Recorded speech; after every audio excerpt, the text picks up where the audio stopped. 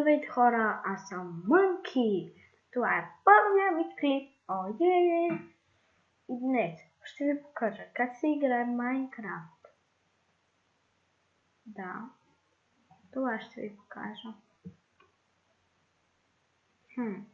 Значи, ако сте от сегашно време, това няма какво да е различно. Значи, ето тук, това ви е... Това не е купената версия, както виждате. Не е купената.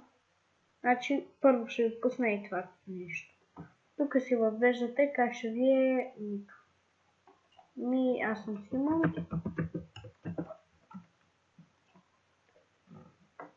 И натискате play. Трябва ще чаквате и това. При мен е бързо, при вас може и да не е. Препоръчвам ви това да голямо, но няма смисъл. Та, нека продължим. Изчакваме.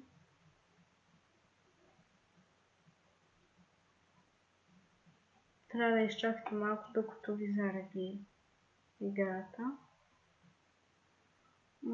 Може после да обясня и малко за това лаунчера.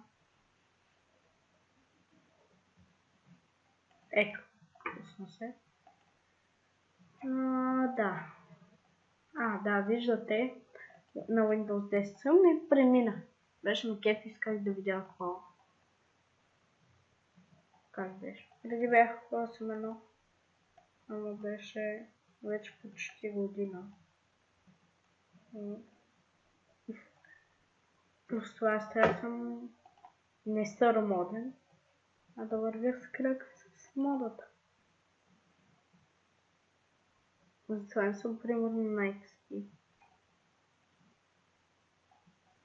А на XP е голяма възможност да ми крашне от първия път. Така че на една приятелка се опитвахме да изтеглим Майнкрафт. И крашна, т.е. може да си пуснеш от Майнкрафта. Айде. Ясно е, че ще ви забие и на вас. Ама...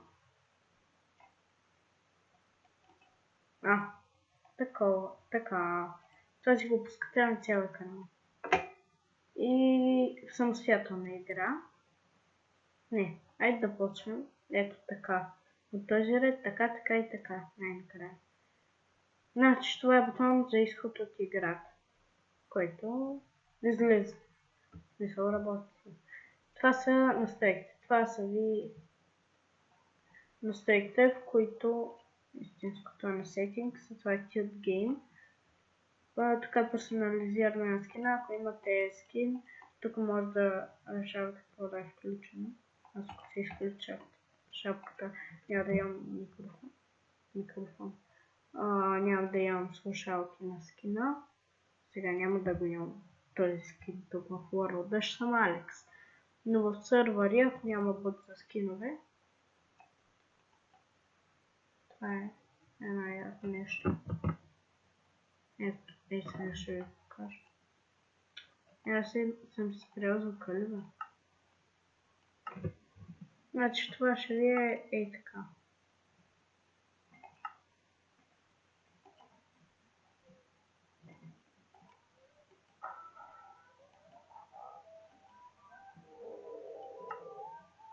Да.